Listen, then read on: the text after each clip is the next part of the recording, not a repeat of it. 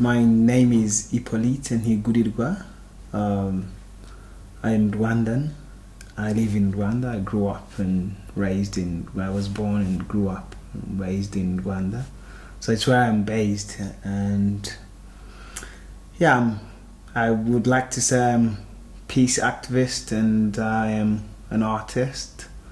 And all has, of course, the roots in my life story of living in Rwanda and surviving the genocide against the Tutsi, and striving for the future and living and with my work, peace building work, working with young people, and my work focuses on fighting or stopping the intergenerational transmission of hate using the community activities that brings generations together, and also sometimes the arts. So by education, I'm trained as a sociologist, so I mix sociology and art to be to build the peace that we want, and that's what I mainly do. So for people who aren't familiar with the circumstances of the genocide, could you just explain that, and then if you could just kind of go back to what it was like for you?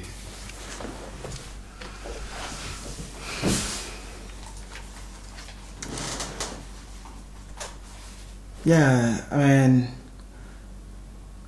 I was born in the southwest of the country of Rwanda, and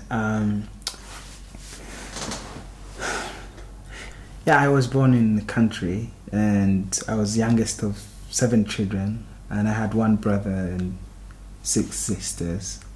5 sisters, and we were a joyful family. I would say, we didn't have money, but we lived from. My parents worked from other people, but we had joy.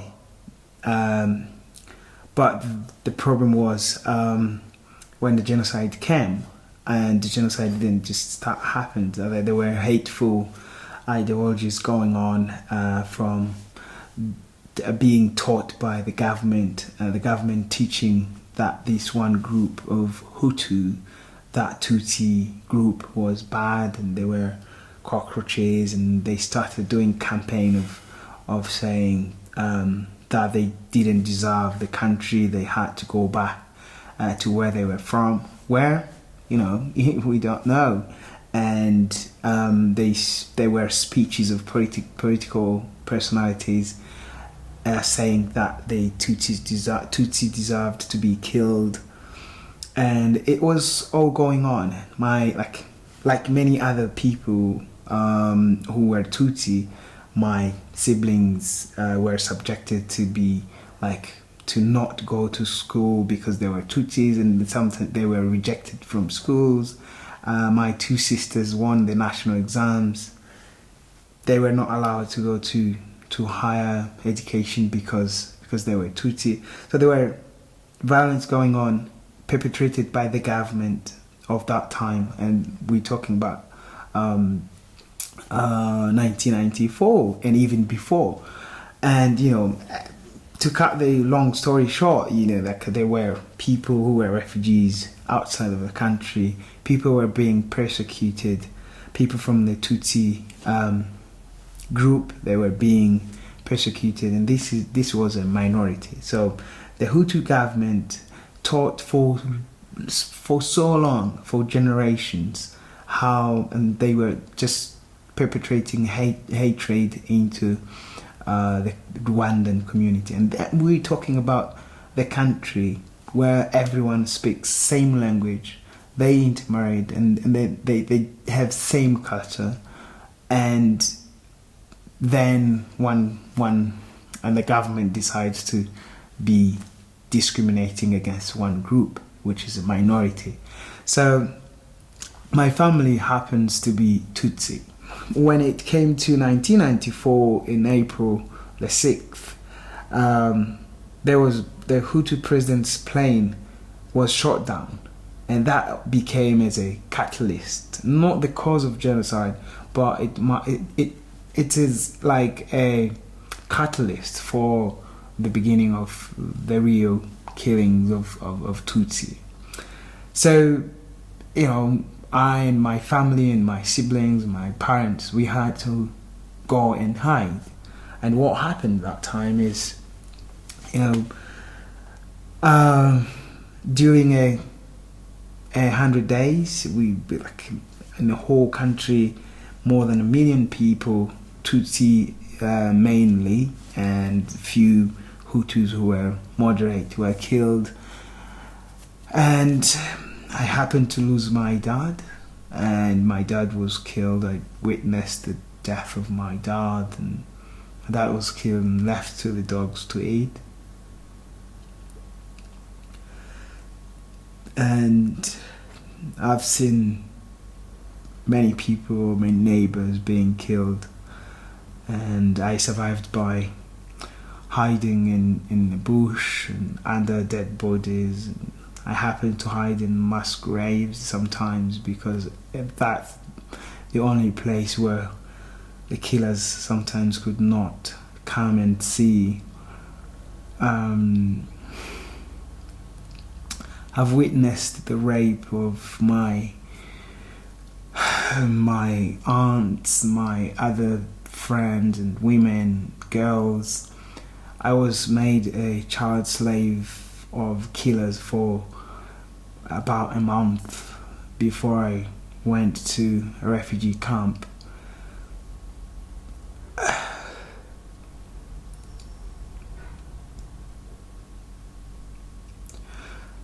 Yeah, so, and this is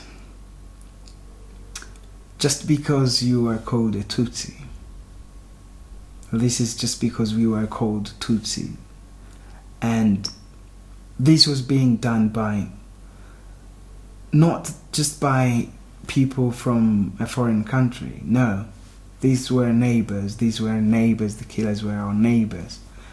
People that with whom my father used to solve the community problems together. These are the people we shared. I played football with their kid. These are people whom I met every day. These were neighbors. We spoke same language. We had same culture. And this just in a neighborhood, and houses next to each other. These were not from any foreign countries, but because of the hatred that was taught for generations and generations by the government of that time, we happened to become their enemies, and they wanted to kill us all. I happened to be in a refugee camp, and life there was not an easy life. Like it was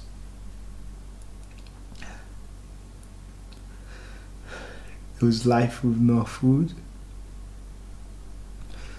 life with no security, and people were being killed like every now and again.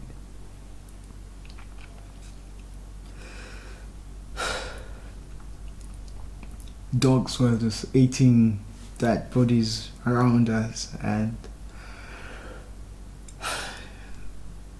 luckily I survived. And in the refugee camp there was all sorts of diseases, and the only hope we had was to die and leave the misery behind, and because that was probably the best of that time you would wish for. And we happened to be rescued by the RPF soldiers who came and rescued us. And yeah, I can't explain how I survived. It's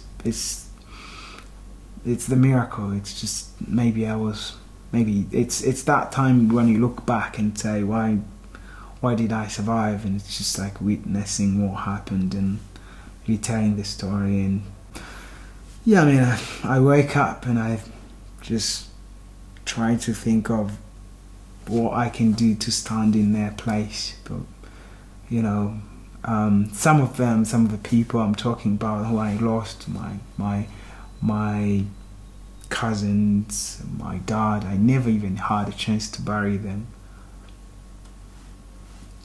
And sometimes in nightmares, you know, I see them, and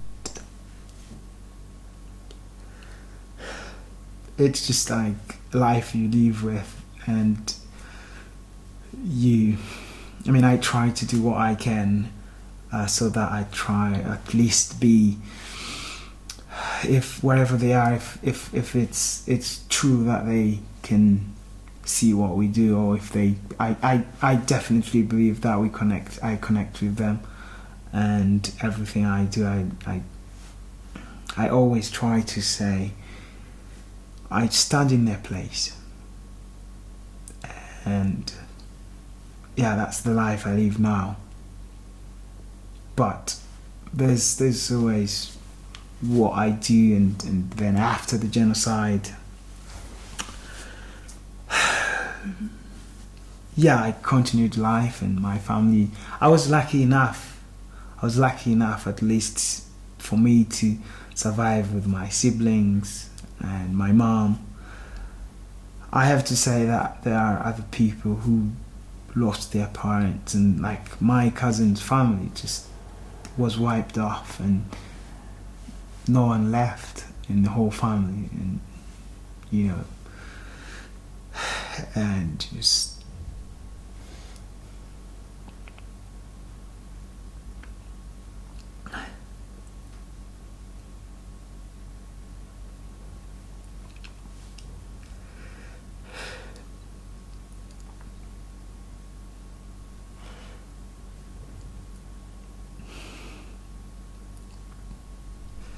it's just life. And you know,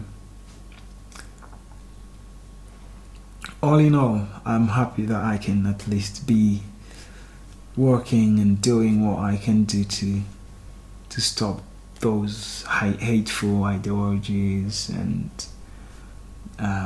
try to do what I can to build peace and inspire, and probably do it different.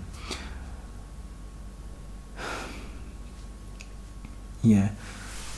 Just after the genocide, a few months after the genocide, I had to go back. I had to start my primary school, and life was not easy. Life was so difficult, because sitting in a class was sitting like in memories. I could be seated in class and remembering all the voices of people I've heard being killed, or the screaming voices of women and children that I have heard being raped. And you know, seeing everything reminded me everything else, and then yeah. But I don't know how I succeeded. I was able to succeed in my school, but I didn't talk for quite a long time. And then sometimes my teacher came to me and said, why don't you speak? And that's where even my art started from, because I wanted to say everything. Because in the genocide, I lost my best friend, and I don't think I will ever get another best friend. That was my best friend. We used to do everything. So sitting in a class where children were seated, remembering all my friends who were killed, remembering the friends I saw dying in the refugee camp, remembering the girls or my whole family I saw being killed and raped, was just like, I don't know how I survived, how I was able to succeed in class. But then teacher asked me why I didn't talk, and I said I wanted to tell all the stories, and then he helped me to found a theatre club, children theatre club, and through that I started telling the story, and that was my kind of resilient force, and I was feeling that I'm telling the story and I'm at least doing justice to them. But that time, it was just like a year after the genocide, and any friendship was not supported. Any friendship between the two kids from both sides, it was not supported by any family. But when we started performing on occasions, then people started kind of letting us be together as children, and that's the root of why I do art. And then I started using art more and more. But then all my energy and revenge was invested in education, and I always wanted to. When I thought about it, revenge, I always thought that I would study and get a lot of knowledge, because I was burnt by the questions of why did it happen, why genocide against the Tutsi was possible, and why did I have to suffer as a child. And I was always like, whatever I've seen, I didn't want anyone else to see it. And I was like, so studying a lot and hoping to succeed and be a leader and do some other community activity to stop everything that could go wrong. But when I was 15 years old, I met one of the most difficult times of my life, because I was not able to find at least $5 to go to school, which I was transferred to continue my studies, and it was hard. Then I stopped going because all my revenge was invested in education. I then got frustrated a lot, and my teenagers' frustrations led me to think of the ways I too could become a killer and do revenge for my family, for my father, for my friends, for my village, and all innocent people that I have seen being killed, and all innocent people who were killed during the genocide. So I started thinking of the ways, and I used to spend days at where my dad was killed, near the church, and trying to think of what I can do. Then luckily I was helped by a Congolese medical doctor to go back to school. He helped me and paid for my transportation and fees. He supported me during my high school when I finished. But when I went to school, I was introduced to sociology, and then I said sociology was a study of interactions of people. And then that time I was like, okay, so I will become a very good killer if I know how people interact.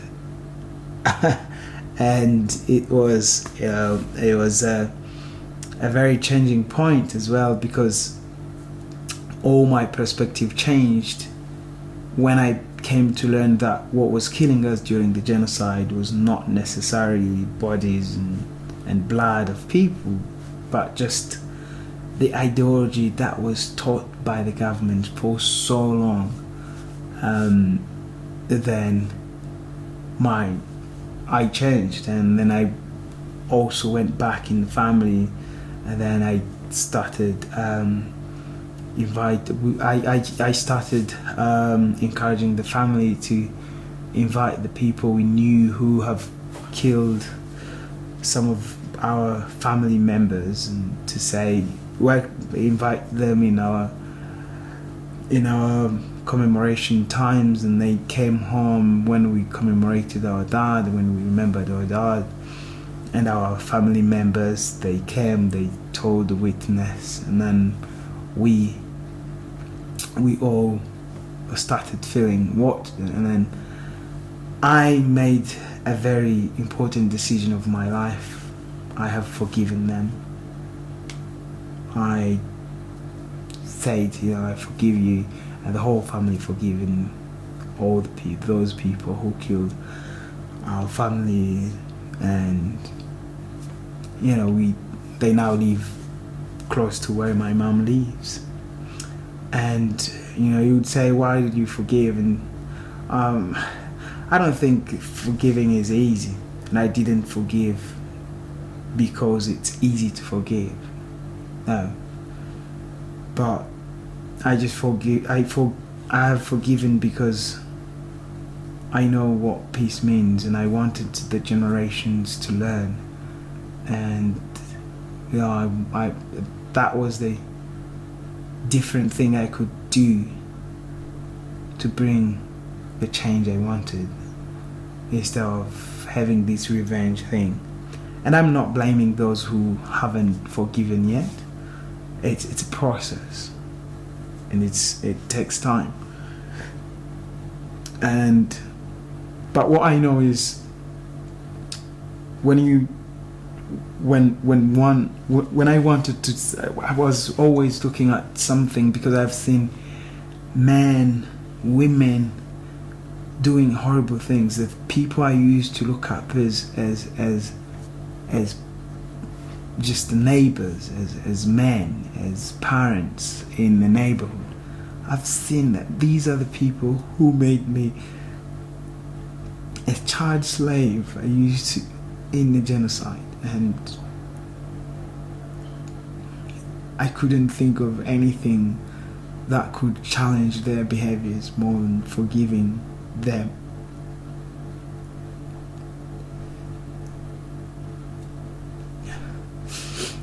And I believe peace is what you give, not what you ask others to give you. And this has kept me doing whatever work I do, and I tell all the people I meet, whether they're religious or non-religious or believers or agnostic, whatever they believe in, I've never seen a person in life who doesn't wish or who doesn't want peace. But the funny thing is, and the bad thing is, we always want to ask for peace instead of being the peace. And you're not going to get anything if you don't give it. So if you want peace, you've got to be peace for others, and that's what motivates me of moving forward and getting up and do the work I do. So I was lucky enough, I have to say, and this is what makes me go back and do the work I do. And after that, I've found a foundation which started as Hyppolite for Peace Foundation, but now it's changing the name to Be the Peace Organization. And we work with, as I said at the beginning, we work with young people and adult generation. We bring them together, we create activities, community activities that bring them together with the hope to stop the transmission of hate from one generation to another. And we believe that by bringing generations together, we're filling the gap of reconciliation that is not usually filled in. So we're bringing the generations together, and we are reconciling the generations, which we hope it will stop the cycle of transmission of hate. And some of the activities we are now working on, Be the Peace Gardens, which is bringing the parents and children from perpetrators' family and survivors' family. We bring them together and we pair them. We pair the family. They go and they plant fruit trees and they make kitchen gardens, and they share with the hope to share the foods, and we hope to be feeding. We believe that these activities brings back the empathy that was killed during the dehumanization towards the genocide, and we think these activities rehumanize all these families and young people, and it's a good way of stopping the cycle of hate. And we've work in Rwanda now. We've reached more than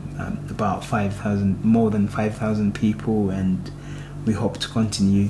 And this coming April 2019 is the 25th anniversary of remembering genocide, and I will be doing a 100-day walk.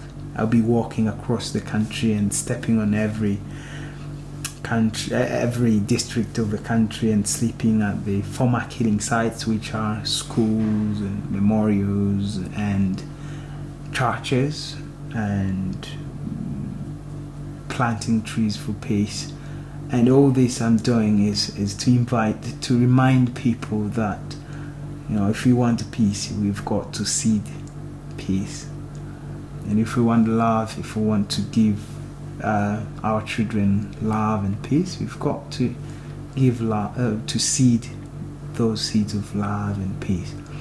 And I will do it in 100 days, and I will walk approximately 1,000 kilometers, and I will finish at the Kigali Genocide Memorial.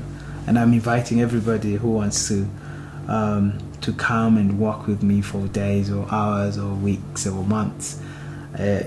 He or she is welcome. And if you can't commit to come, write a letter of peace, send it to me, and then we will do a performance at the end. I will do a performance at the end and an exhibition of those letters. And and I'm inviting everybody to really think of their activities every day. Every time you're going to do something for another person or for yourself, think about what you are seeding in this world.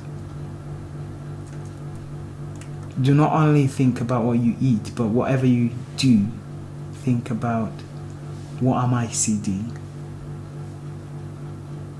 And it's not just about you. It is about your children, it's about your friend, it's about your husband or your wife, it's about everybody else in the world. Whatever you do, it's not just for you, it's just for the whole world. And if you really want to be an example of peace, no other way, seed peace. And then we hopefully will have a much better place as a world.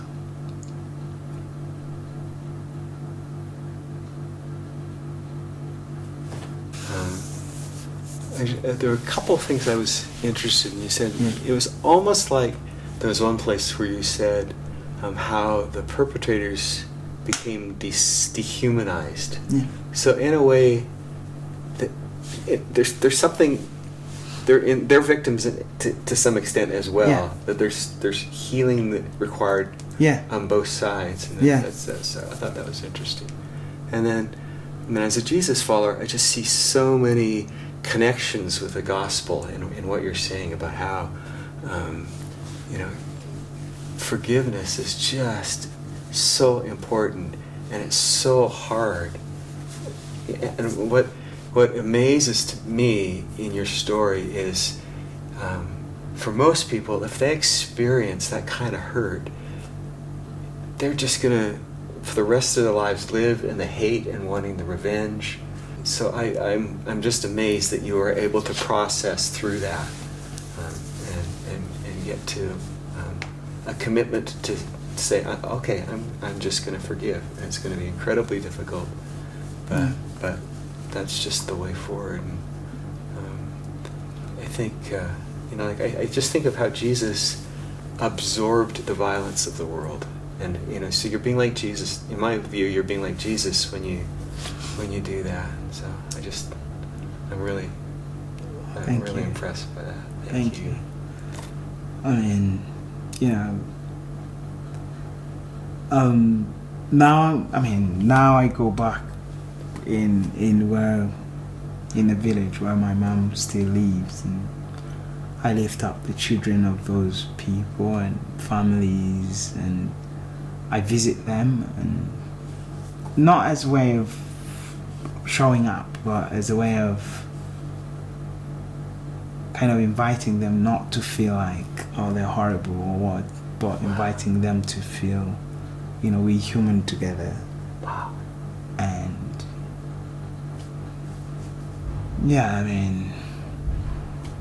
so that's reconciliation, isn't it? It's the beginning of reconciliation, and it's like you're saying, I'm going to take the first and the second and the third and the fourth step, and then hopefully that will lead to a real mutual reconciliation.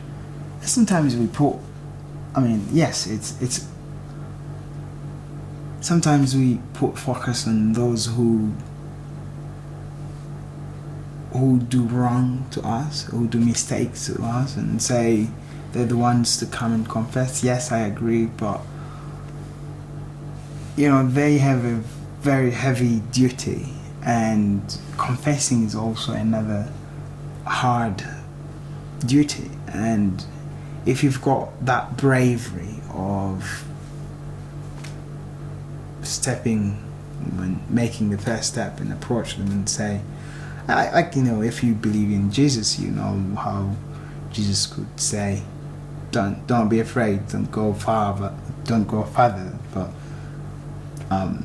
he could step to you and say, you're my child, you're my brother, you're my sister. And so if wherever you are in the world, if you are able to make the first step, that's what we could call bravery, because bravery does what the norms do not say to do. So you've got to, if you step one step and you think it's a good thing, step the second, then it doesn't always have to be like the formula. And bravery doesn't follow formulas. They go beyond the formula. And I just think, as you said, to those who believe in Jesus or other disciples, that's what they did.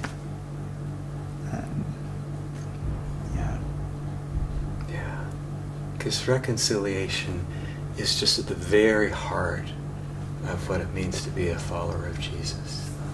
It's just you can't get past that, and it's so important. Remember on the cross when he was about to die, he said, instead of saying God punish them, he said, God forgive them.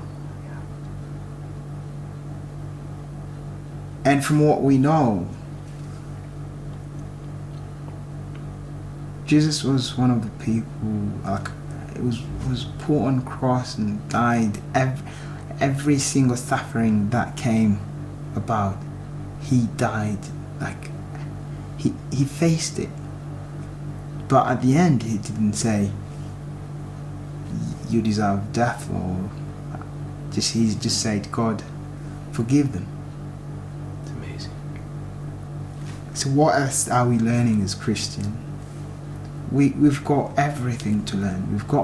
If we really want to be, or if we follow Jesus, that's the first test we've got to pass. Can we forgive? And it's not just but hard things. You've got to forgive, and again, not just forgiving for the sake of your purity, but for the sake of the delivery of others and yourself.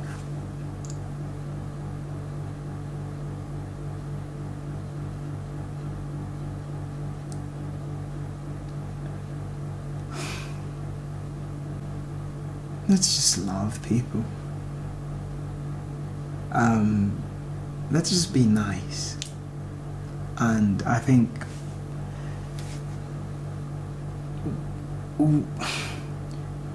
we've seen from scriptures, from life, from everything. We love babies. We just love babies because we know they're nice. Why can't we be nice?